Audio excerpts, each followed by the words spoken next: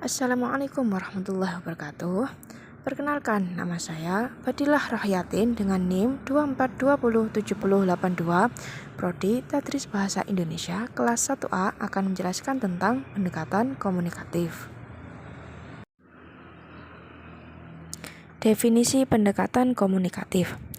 Pendekatan komunikatif adalah sebuah metode pengajaran yang menitikberatkan pada kemampuan berkomunikasi dalam konteks kehidupan nyata, bukan hanya pada tata bahasa semata. Pendekatan ini bertujuan agar siswa lebih aktif dalam menggunakan bahasa secara langsung untuk berinteraksi dan menyampaikan makna. Dengan menggunakan metode seperti simulasi, permainan, dan kerja tim. Simulasi adalah siswa berperan dalam situasi tertentu, misalnya wawancara kerja atau diskusi kelompok, untuk berlatih menggunakan bahasa secara langsung. Permainan. Aktivitas permainan yang melibatkan penggunaan bahasa dapat membantu pembelajaran lebih menyenangkan dan menarik. Kerja tim. Siswa bekerja dalam kelompok untuk menyelesaikan tugas atau proyek, mendorong kolaborasi dan komunikasi antar anggota kelompok. Siswa dapat terlibat dalam proses pembelajaran yang lebih dinamis. Pendekatan ini mendorong praktik bahasa yang lebih efektif dan relevan bagi kehidupan sehari-hari. Teori pendekatan komunikatif. Berdasarkan teori pemerolehan bahasa kedua secara alamiah yang berkembang setelah tahun 1970, bahasa lebih efektif diajarkan melalui komunikasi langsung dalam konteks informal. Berikut beberapa teorinya. 1. Teori Stern. Proses belajar bahasa seharusnya fokus pada pesan yang disampaikan, bukan pada aturan formal atau gramatika. Pengajaran yang hanya menekankan tata bahasa tidak efektif untuk penggunaan bahasa dalam komunikasi nyata.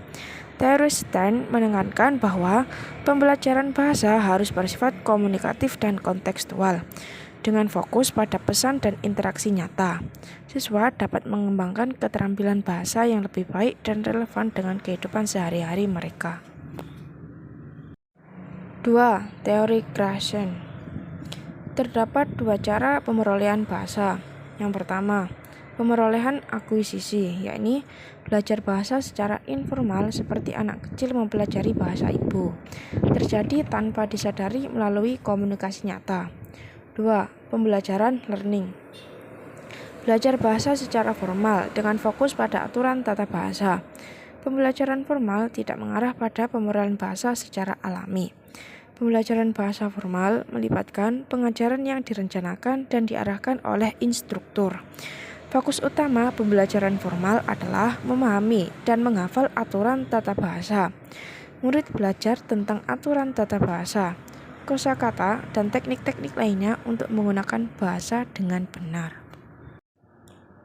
Prinsip pendekatan komunikatif. 1. Fokus pada komunikasi. Prinsip ini menekankan bahwa tujuan utama pembelajaran bahasa adalah untuk memungkinkan berkomunikasi secara efektif.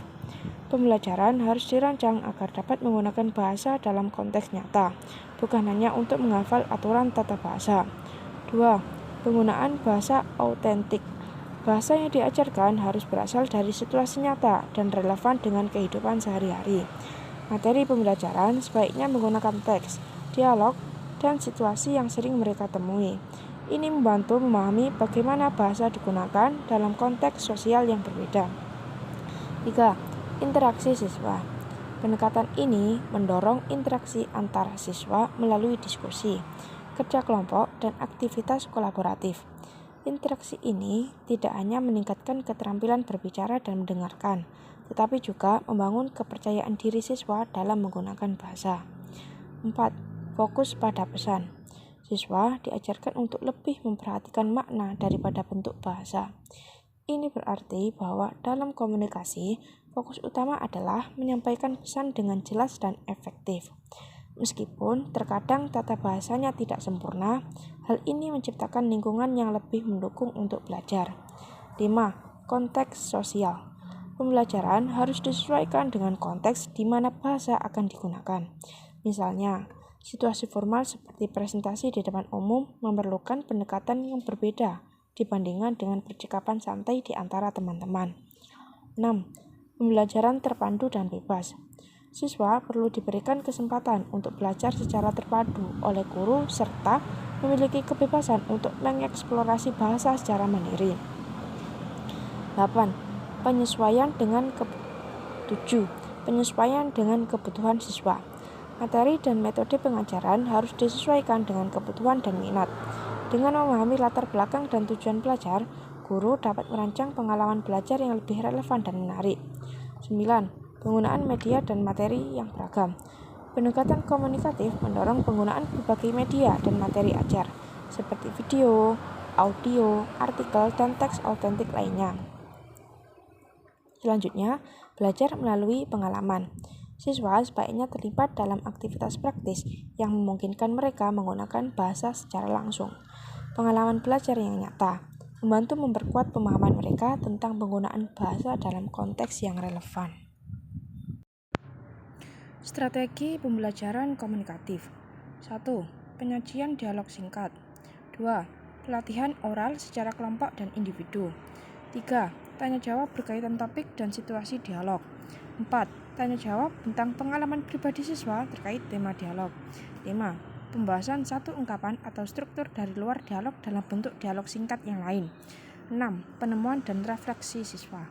7. Pengenalan lisan atau aktivitas interpretatif. 8. Aktivitas produksi lisan, mulai dari yang terbimbing hingga yang lebih bebas. 9. Menyalin dialog singkat dalam modul atau teks pelajaran. 10. Pemberian tugas tulis untuk pekerjaan rumah bila ada. Dan 11. Evaluasi pembelajaran secara lisan. Contoh pembelajaran komunikatif. Berbicara meliputi berdiskusi, berpidato, berdebat. Membaca meliputi membaca nyaring dan baca kritis. Menulis meliputi menulis karangan dan menulis puisi.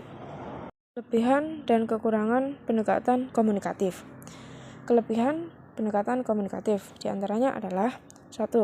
Fokus pada kemampuan komunikasi nyata. Pendekatan ini menempatkan komunikasi sebagai tujuan utama pembelajaran. Ini membantu membangun kemampuan untuk berinteraksi secara efektif dalam kehidupan sehari-hari. 2. Motivasi siswa meningkat. Pendekatan komunikatif seringkali meningkatkan motivasi karena melibatkan aktivitas yang menarik dan bermakna. 3. Pengembangan keterampilan berbahasa yang seimbang. Dengan pendekatan ini, 4 keterampilan berbahasa, menyimak, berbicara, membaca, dan menulis dapat dikembangkan secara seimbang. 4. Interaksi yang aktif. Pendekatan ini mendorong interaksi aktif antar individu, diskusi kelompok, permainan peran, dan kegiatan kolaboratif lainnya. 5. Pembelajaran yang fleksibel. Pendekatan komunikatif memungkinkan fleksibilitas dalam metode pengajaran dan materi ajar. Pengajar dapat menyesuaikan kegiatan dengan kebutuhan dan minat individu, sehingga menciptakan pengalaman belajar yang lebih personal dan efektif. 6. Penggunaan bahasa yang autentik. Bahasa yang digunakan dalam pendekatan ini biasanya berasal dari situasi nyata dan konteks sosial yang relevan. Penggunaan materi autentik membantu individu memahami bagaimana bahasa digunakan dalam kehidupan sehari-hari, sehingga mereka dapat beradaptasi dengan berbagai situasi komunikasi. Kekurangan pendekatan komunikatif. 1. Kurang fokus pada tata bahasa. Meskipun komunikasi yang efektif adalah tujuan utama, kurangnya perhatian terhadap struktur kebahasaan dapat menyebabkan individu mengalami kesulitan dalam menggunakan bahasa dengan benar. 2. Kesulitan dalam evaluasi. Evaluasi keterampilan komunikasi dalam pendekatan ini bisa menjadi tantangan, karena fokus pada interaksi dan penggunaan bahasa dalam konteks nyata. 3. Memerlukan guru yang terampil. Pendekatan komunikatif membutuhkan pengajar yang terampil dan berpengalaman dalam mengelola kelas interaktif. Pengajar harus mampu merancang aktivitas yang menarik dan relevan. 4. Tantangan dalam kelas besar. Dalam kelas dengan jumlah peserta yang besar, menerapkan pendekatan komunikatif dapat menjadi sulit. Interaksi aktif antar individu mungkin terbatas karena kurangnya waktu dan ruang untuk setiap orang berpartisipasi secara maksimal. Hal ini dapat mengurangi efektivitas dalam pembelajaran. 5. Ketersediaan materi autentik. Penggunaan materi autentik sangat penting dalam pendekatan ini, tetapi tidak selalu mudah diakses atau tersedia. Terkadang, materi yang relevan dan sesuai dengan konteks sosial budaya peserta sulit ditemukan, sehingga membatasi kemampuan untuk menerapkan prinsip-prinsip pembelajaran komunikatif secara efektif. 6. Kurang terstruktur bagi beberapa siswa. Pendekatan komunikatif mungkin terasa kurang terstruktur bagi siswa yang lebih menyukai metode pembelajaran tradisional dengan panduan jelas dan langkah-langkah yang sistematis. Sekian dari saya akhiri. Wassalamualaikum warahmatullahi wabarakatuh.